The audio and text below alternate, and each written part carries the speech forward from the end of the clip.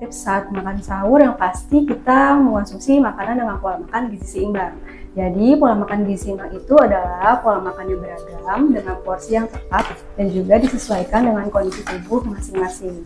Pola makan gizi seimbang ini berprinsip pada isi piring. Assalamualaikum warahmatullahi wabarakatuh. Halo Sobat Serut, selamat datang kembali di podcast Kosan Serut konten kesehatan RSUD Serpong Utara, tempat di mana kita bisa ngobrol santai, informatif, dan yang pastinya bermanfaat seputar dunia kesehatan. Memasuki bulan Ramadan, banyak sekali dari kita mulai mempersiapkan diri untuk berpuasa. Tapi seringkali muncul pertanyaan, apakah puasa itu hanya menahan lapar dan haus? Bagaimana cara agar tubuh tetap bugar saat berpuasa? Menu sahur dan berpuasa seperti apa yang dapat paling tepat agar tubuh tetap sehat? Di episode kali ini kita akan membahas topik yang paling menarik, yaitu puasa sehat bukan cuma tahan lapar.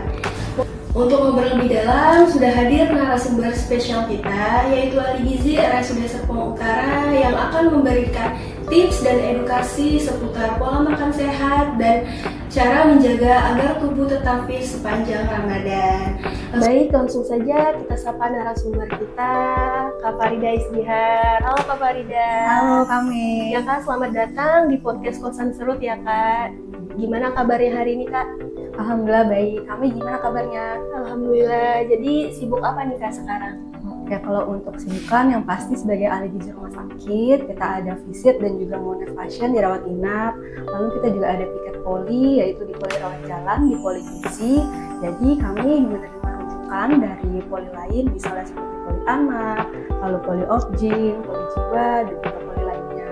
Nah, tapi ada juga beberapa pasien yang datang untuk konsultasi ke poli kami. Jadi kalau misalnya teman-teman Serut mau konsultasi ke poli kami, boleh banget datang. Dan di sini kami berkolaborasi antara nutritionist dan juga dokter spesialis gizi klinik, yaitu Dr. Yusi SPGK. Untuk jadwalnya teman-teman bisa cek di Instagram kami, yaitu di rsud_serut. Masya Allah, padat banget ya Kak kegiatannya, keren banget. Jadi untuk Sobat Serut di rumah, jika ingin melakukan konsultasi gizi bisa datang ke poli gizi di RSUD Serpong Utara. Jadi kita mau bahas nih Kak tentang tips selama berpuasa. Ada beberapa pertanyaan yang sering sekali ditanyakan. Pertanyaan pertama yang sering ditanyakan itu, kenapa sih sahur itu penting? Oke, kalau untuk sahur sendiri, yang pasti selama kita menjalankan ibadah puasa, sahur adalah modal utama untuk kita berpuasa sepanjang hari. Tapi masih banyak orang yang melewatinya. Mungkin karena tidak bisa bangun pagi, ada juga yang merasa tidak bisa menyiapkan makanan karena waktunya singkat, dan ada juga yang merasa cukup kuat sehingga tidak sahur terlebih dahulu. Tapi hal ini tidak boleh dilewatkan loh ya, karena dapat menyebabkan lemas, pusing, cepat mengantuk, dan juga tidak fokus. Wah, ternyata sahur itu penting banget ya Kak, karena dapat berpengaruh pada aktivitas kita sendiri. Jadi sangat disarankan untuk tetap sahur ya Sobat Serut yang ada di rumah. Baik, ada nggak sih Kak tips makan sahur yang sehat gitu? Oke, untuk tips saat makan sahur yang pasti kita mengonsumsi makanan dengan pola makan gizi seimbang. Jadi pola makan gizi seimbang itu adalah pola makan yang beragam dengan porsi yang tepat dan juga disesuaikan dengan kondisi tubuh masing-masing. Pola makan gizi seimbang ini berprinsip pada isi piringku, yaitu di dalam satu piring dibagi menjadi dua bagian. Jadi sepertiganya ada protein atau lauk pauk, lalu satu pertiganya lagi ada buah, ya. 2/3 ada sayuran, sisanya 2/3 lagi adalah karbohidrat. Jadi di dalam karbohidrat ini ada karbohidrat kompleks maupun karbohidrat sederhana. Jadi untuk contohnya di karbohidrat kompleks ada di nasi merah, roti gandum, kentang, lalu jagung, ubi maupun singkong. Untuk karbohidrat sederhana bisa di nasi putih, lalu juga roti tawar, lalu ada di gula, sirup maupun es krim. Dan untuk protein juga ada dua Kak, ada protein hewani dan juga nabati. Contoh dari protein hewani ada di ayam, ikan, daging, telur maupun susu. Dan di protein nabati ada di tempe, tahu dan juga kacang-kacangan. Dan ada di buah-buahan juga, jangan lupa untuk mengonsumsinya. Misalnya buah-buahan yang ada sekitar kita yang selalu ada di setiap musimnya. Misalnya seperti pisang, apel, lalu pepaya, semangka maupun melon. Dan jangan lupa untuk mengonsumsi sayuran ya. Wah, detail sekali ya Kak. Ya, saya setuju banget. Jangan lupa tetap harus mengonsumsi sayuran ya. Jangan cuma gorengan dan es-esan aja ya kan, nanti cuma tahu sama es teler doang nih yang dimakan. Tetap harus makan sayur juga ya. Sesuai dengan isi piringku. Ya, baik. Tadi kan kita udah bahas nih Kak, makanan yang baiknya itu yang sehat seperti apa. Untuk sekarang ada nggak sih makanan yang perlu diperhatikan atau yang harus kita batasi nih saat berpuasa? Oke, untuk yang dibatasi yang pasti makanan yang tinggi lemak, tinggi gula maupun tinggi garam.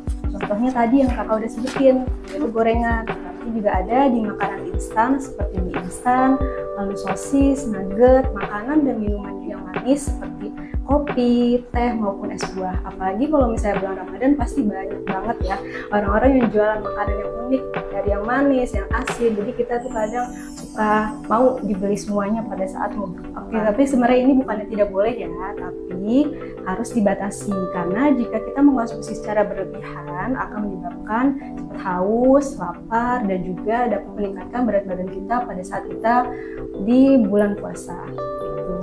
Oh iya, pantasnya ya Kak, sebagian orang itu malah berat badannya meningkat, naik saat puasa ya. Karena itu tadi saat berbuka puasa itu malah mengonsumsi makanan yang tinggi lemak dan tinggi gula tadi ya, seperti gorengan dan es-es yang manis gitu ya. Baik, untuk tadi penjelasan yang dibatasin kayak makanan yang manis dan berkafein, contohnya kopi. Yang kita ketahui nih kan untuk zaman sekarang nih anak-anak para milenial dan Gen Z itu kan sering banget nih ngopi, satu kopi sehari gitu ya. Itu gimana nih Kak? Katanya kan kalau nggak minum kopi bisa tantrum, nggak fokus kerja. Kalau lagi bulan puasa gini, gimana Kak? Apakah masih tetap boleh ngopi gitu? Oke, sebenarnya menarik banget ya. Pasti ini juga banyak dari teman-teman yang menanyakan hal seperti ini. Untuk kopi sendiri itu sebenarnya boleh saja, tapi yang pasti harus disesuaikan dengan waktunya juga saat dikonsumsi. Yaitu karena kopi mengandung kafein yang bersifat diuretik sehingga dapat membuat kita cepat haus nanti pada saat berpuasa. Jadi difokuskan pada saat mungkin kalau mau minum kopi setelah kita makan utama, jadi setelah 2-3 jam sudah terisi oleh makanan baru dikonsumsi kopinya seperti itu. Baik, jadi kita tetap harus dibatasin ya Kak, karena juga tetap mengukur kemampuan diri kita sendiri, karena bagaimanapun kita sendiri yang tahu tubuh kita nih siap atau enggak gitu ya.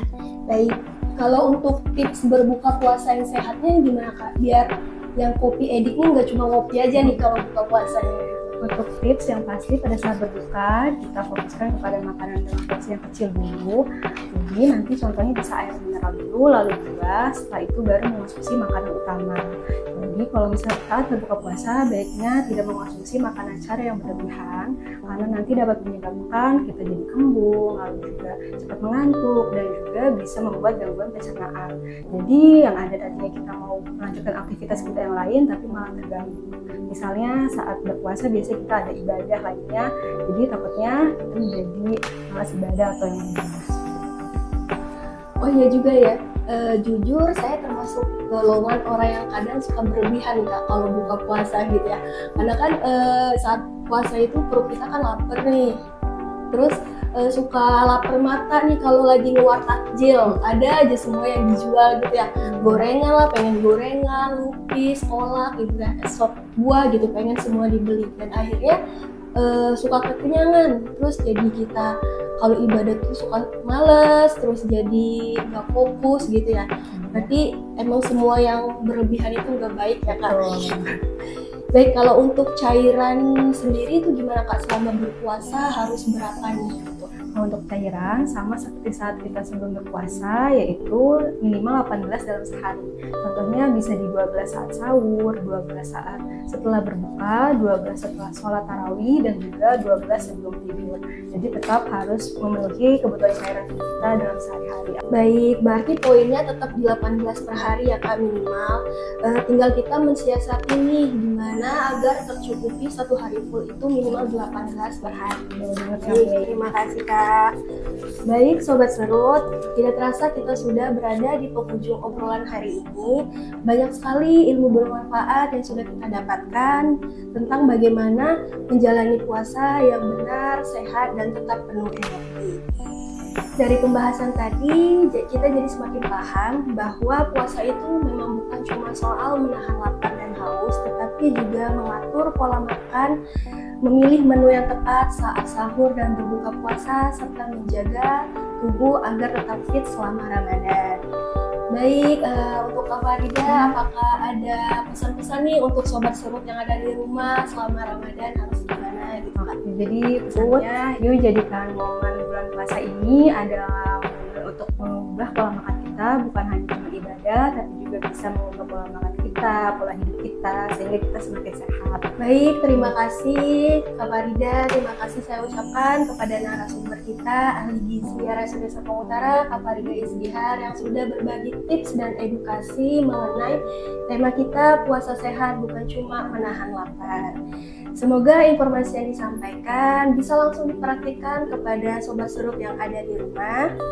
Untuk sobat serut, jika masih ada pertanyaan atau ingin mengusulkan topik menarik lainnya, jangan ragu untuk menghubungi kami di media sosial resmi kami RSUD Serpong Utara.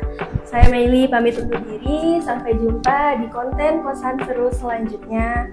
Salam sehat. Wassalamualaikum warahmatullahi wabarakatuh.